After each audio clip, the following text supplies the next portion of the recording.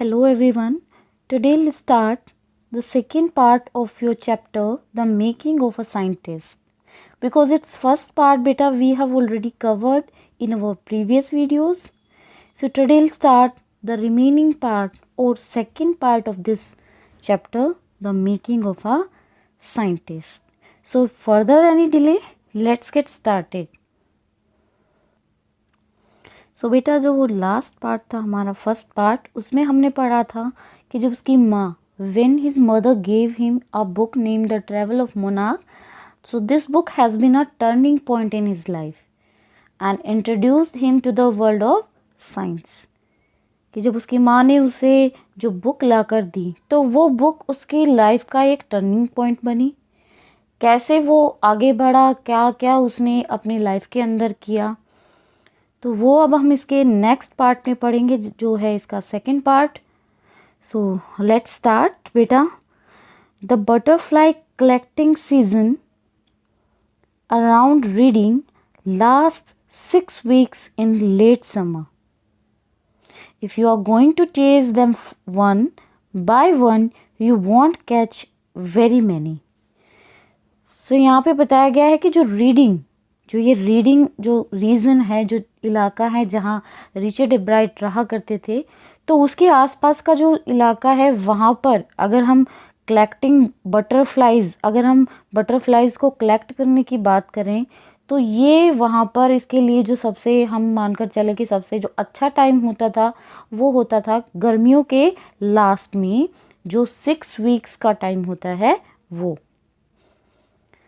If you are going to chase means follow, कि अगर आप किसी भी बटरफ्लाई के पीछे भाग रहे हैं, उसको पकड़ना चाहते हैं, ठीक है, तो आप क्या करोगे, आप अगर ऐसा करते हो तो you want catch very many, तो आप बहुत कुछ ज़्यादा बटरफ्लाइज नहीं पकड़ पाओगे।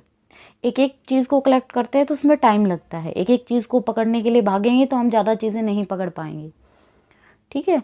So the next step for Ebright was to raise a flock of butterflies. So here flock mean a group of sheep या group of goats, यानी कि हम जो ग्रुप के लिए जो पर्टिकुलर वर्ड यूज़ करते हैं that is flock.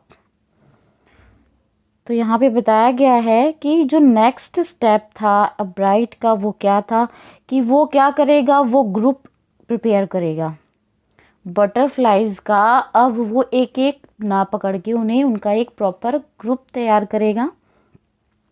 And he would catch a female monarch, take her eggs and raise them in his basement through their life cycle from egg to caterpillar to pupa to adult butterfly.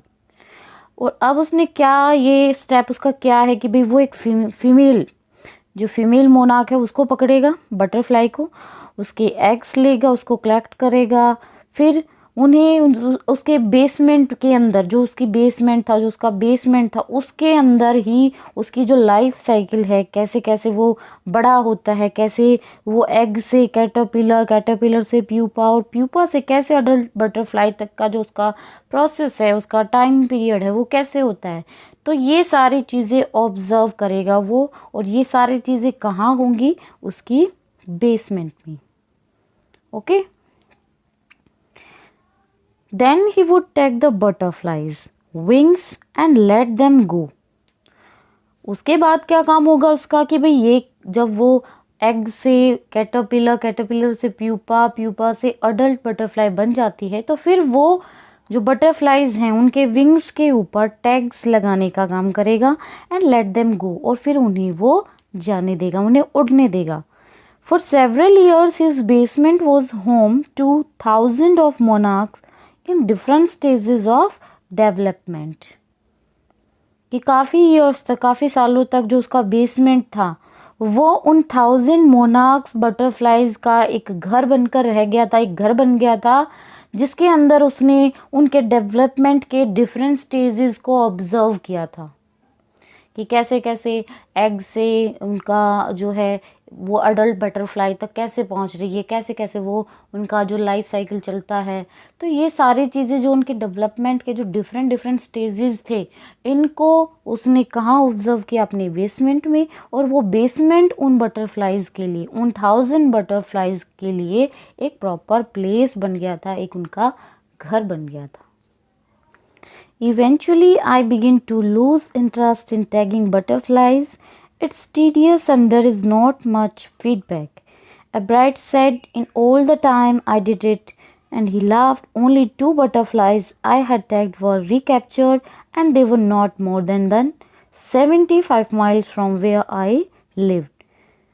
So here eventually means gradually भी हम बोल सकते हैं, या and at the end of any event or series.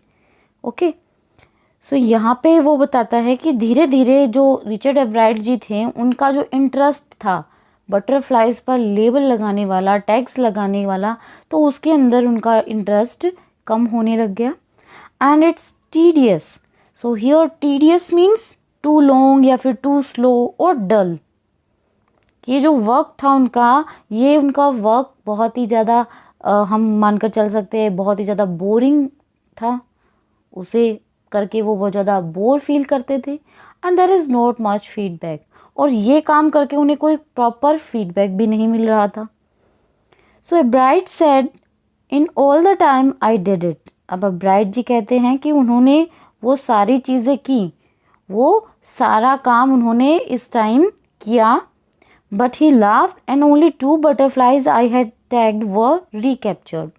लेकिन वो हंसते हुए, अपने ऊपर ही हंसते हुए वो कहते हैं कि उस टाइम जो मैंने जो काम किया था, तो उसके लिए क्या हुआ कि मेरी जो टैग्स लगाई हुई जो बटरफ्लाइज थी, उनमें से केवल 2 बटरफ्लाइज को ही दोबारा से पकड़ा जा सका। And they were not more than 75 miles from where I lived. और वो कुछ ज़्यादा दूर नहीं उड़कर गई थी जहाँ पर मैं रहता था। ये केवल कहाँ तक उड़कर गई थी, ये केवल 75 मील तक, इतना डिस्टेंस उन्होंने कवर किया था।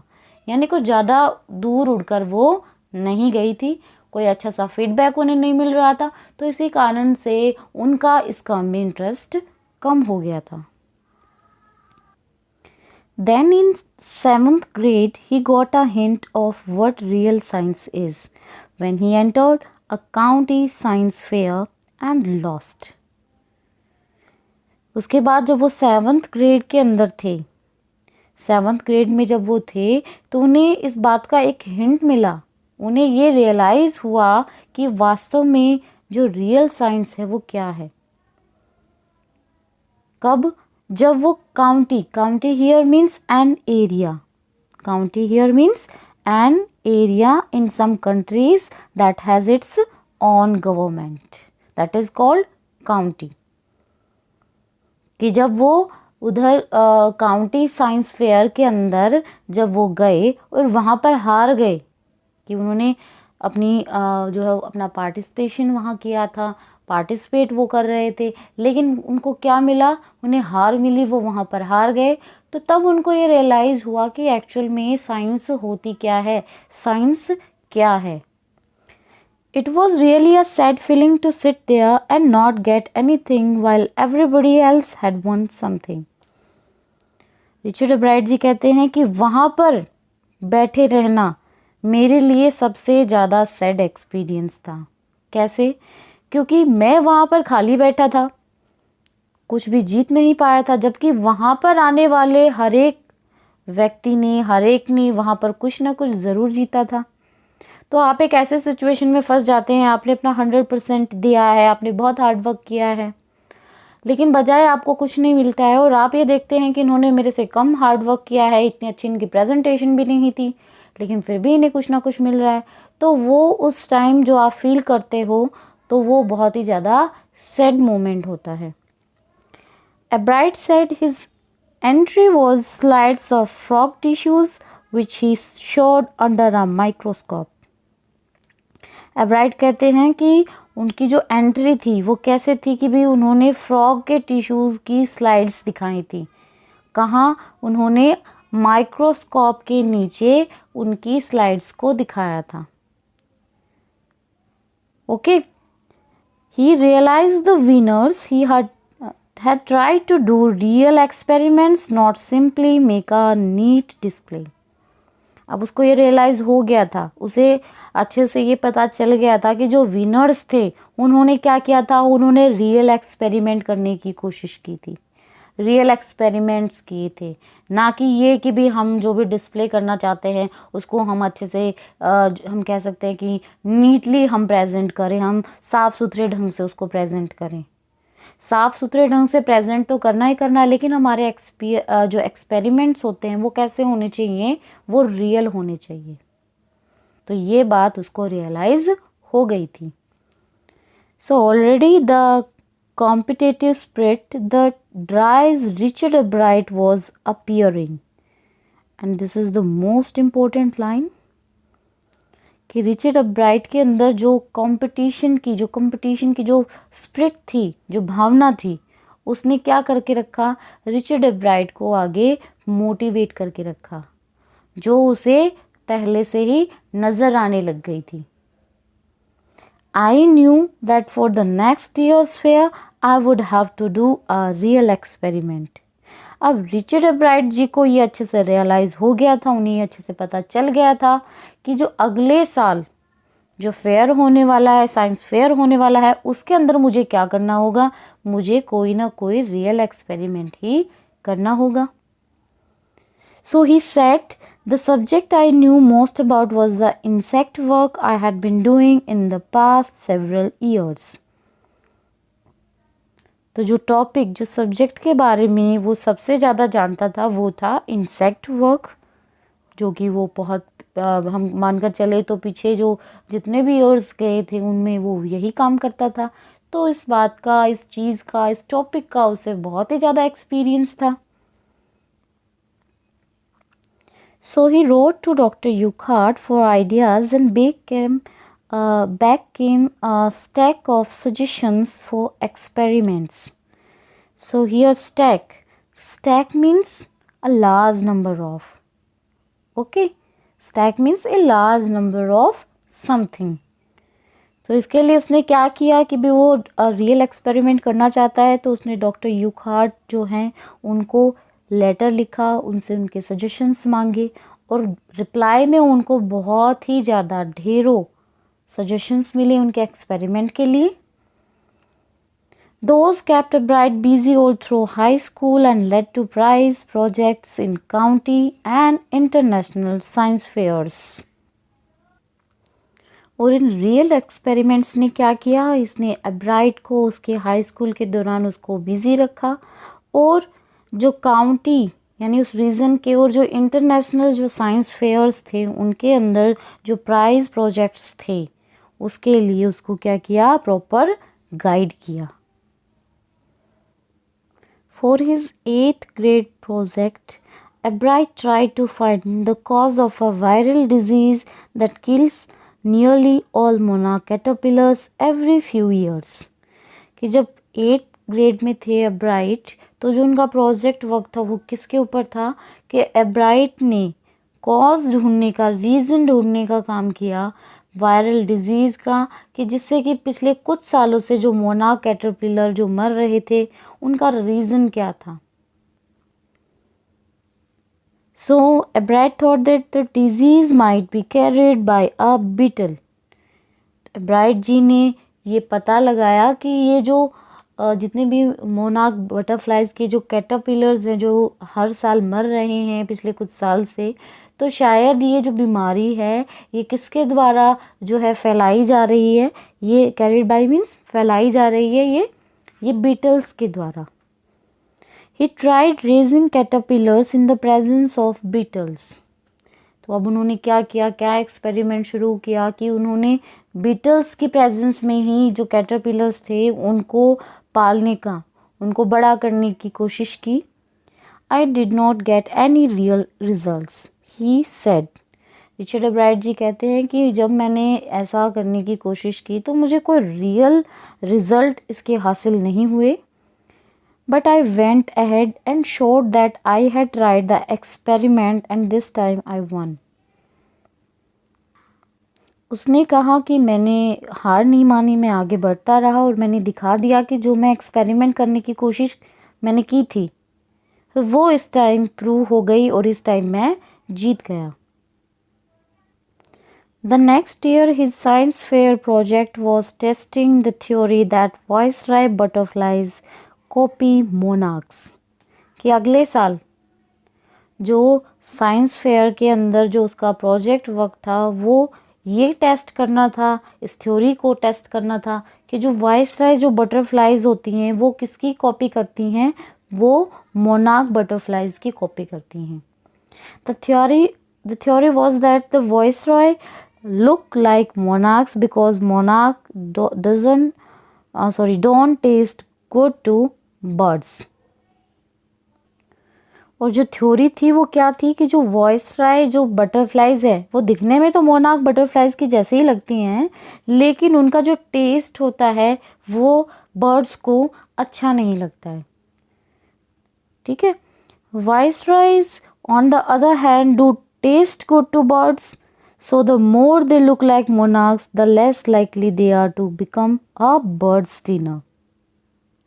लेकिन दूसरी तरफ हम ये मानकर चले तो जो वॉइसराय जो बटरफ्लाइज थी उनका टेस्ट जो है वो बर्ड्स को अच्छा लगता था. तो जितनी ज़्यादा वो मोनार्क बटरफ्लाइज की जैसे लगेंगी, उनकी कॉपी करेंगी, तो उतना ही कम उनके चांसेस होंगे कि पक्षी उन्हें खाएंगे. ठीक है. इतने ही चांसेस उनके कम हो जाएंगे क्योंकि वो दिखने में कैसे लगेंगी, वो मोनार्क बटरफ्लाइज की जैसे लगेंगे और मोनार्क बटरफ्लाइज का टेस्ट जो बर्ड्स होते हैं उनको अच्छा नहीं लगता है, लेकिन जो वाइसराय बटरफ्लाइज जो है उनका टेस्ट बर्ड्स को अच्छा लगता है. लेकिन यहाँ पर पहली लाइन में बताया गया है कि ये बिल्कुल उनके जैसी हैं, उनकी कॉपी करती हैं, बिल्कुल दिखने में वैसे ही लगती हैं. तो जब ये मोनार्क बटरफ्लाइज के जैसे लगेंगी तो उतना ही कम ये बर्ड्स इनको खाएंगे क्योंकि वो ये सोचेंगे कि ये तो मोनार्क बटरफ्लाइज हैं. सो इनके चांसेस कम हो जाएंगे कि वो बर्ड्स का डिनर बने. Richard Ebright's project was to see whether in fact birds would eat monarchs. He found that a starling would not eat ordinary bird food. अब रिचर्ड एब्राइट जी का जो प्रोजेक्ट था वो अब की बार क्या था कि उन्हें ये देखना था कि क्या सचमुच में जो बर्ड्स होते हैं वो मोनार्क तितलियों को खाएंगे या नहीं खाएंगे. और उन्होंने क्या पाया कि जो एक स्टर्लिंग बर्ड है वो आम जो बर्ड होते हैं, जो ऑर्डिनरी जो बर्ड जो होते हैं उनका जो फूड होता है उनको वो नहीं खाएगा. So it would eat all monarchs it could get. तो ये उतनी जितनी भी मोनार्क बटरफ्लाइज इसके पास आएंगी, जितनी वो खा सकता है उतनी ही ये खाएगा. So Ebright said later research by other people showed that the viceroy probably do copy the monarch. कि एब्राइट ने कहा कि बाद में जो दूसरे लोग आए उन्होंने जो रिसर्च वर्क किया तो उन्होंने ये प्रूव किया, ये दिखाया कि जो वॉइसराय जो बटरफ्लाइज हैं वो शायद जो है मोनार्क बटरफ्लाइज की कॉपी करती हैं. और ये पहले ही प्रूव कर दिया था, ये पहले ही रिचर्ड एब्राइट ने अपने प्रोजेक्ट वर्क में दिखा दिया था. So this project was placed first in the zoology division and third overall in the county science fair. कि जो ये प्रोजेक्ट जिस पर कि एब्राइट काम कर रहे थे, इस प्रोजेक्ट को फर्स्ट प्लेस मिला किसमें, जूलॉजी डिवीज़न के अंदर. जूलॉजी डिवीज़न के अंदर इसको फर्स्ट प्लेस मिला. और काउंटी साइंस फेयर की अगर हम बात करें तो इसे कौन सा पोजीशन मिली, इसको थर्ड पोजीशन मिली. In his second year in high school, Richard Ebright began the research that led to his discovery of an unknown insect hormone. कि सेकेंड ईयर में जब वो हाई स्कूल में थे तो उसके सेकेंड ईयर में रिचर्ड एब्राइट ने जो अपना रिसर्च वर्क शुरू किया वो उसे कहाँ लेकर गया. मतलब लेकर जाना, उसे कहाँ लेकर गया, एक अननोन इंसेक्ट जिसका नाम था हार्मोन, उसकी डिस्कवरी की तरफ, कि उसकी डिस्कवरी जो उसको करनी थी उसकी तरफ ये उसको लेकर गया. Indirectly it also led to his new theory on the life of cells. और इनडायरेक्टली अगर हम बात करें तो ये जो सेल्स की जो लाइफ होती हैं उससे रिलेटेड जो थ्योरी है, न्यू थ्योरी है, क्या क्या न्यू थ्योरी बनने वाली हैं, उसकी तरफ ये इसको लेकर गया। The question he try to answer was simple, what is the purpose of the 12 tiny gold spots on a monarch pupa. वो क्वेश्चन जिसका कि वो आंसर देने की कोशिश कर रहा था वो कैसा था, वो बड़ा ही सिंपल सा था, बड़ा ही नॉर्मल सा क्वेश्चन था कि what is the purpose of the 12 tiny gold spots. जो 12 जो छोटे छोटे जो टीनी स्पॉट्स होते हैं, गोल्डन स्पॉट्स होते हैं, उनका मोनार्क प्यूपा के बॉडी के ऊपर उनका क्या पर्पस होता है। Everyone assumed the spots were just ornamental, Ebright said, but Dr. Urquhart did not believe it. कि हर एक ने ये अज्यूम किया, हर एक ने ये सोचा कि जो स्पॉट्स हैं बटरफ्लाइज प्यूपा के ऊपर, ये बस यूज़ एज अ डेकोरेशन, ये केवल हम डेकोरेशन के लिए ही इसको जो है ये यूज़ किए गए थे मोनार्क बटरफ्लाइज के प्यूपा के ऊपर। बट एब्राइट सेड, लेकिन एब्राइट ने कहा, जो डॉक्टर यूखार्ट थे वो इस बात पर उन्होंने बिल्कुल बिलीव नहीं किया था। सो बेटा ये था आपके चैप्टर का second part. I hope it's clear to you. बाकी जो इसका रिमेनिंग पार्ट है बेटा वो हम हमारे नेक्स्ट वीडियो में करेंगे। सो तब तक के लिए keep learning and keep practising at your home. Good bye and have a nice day.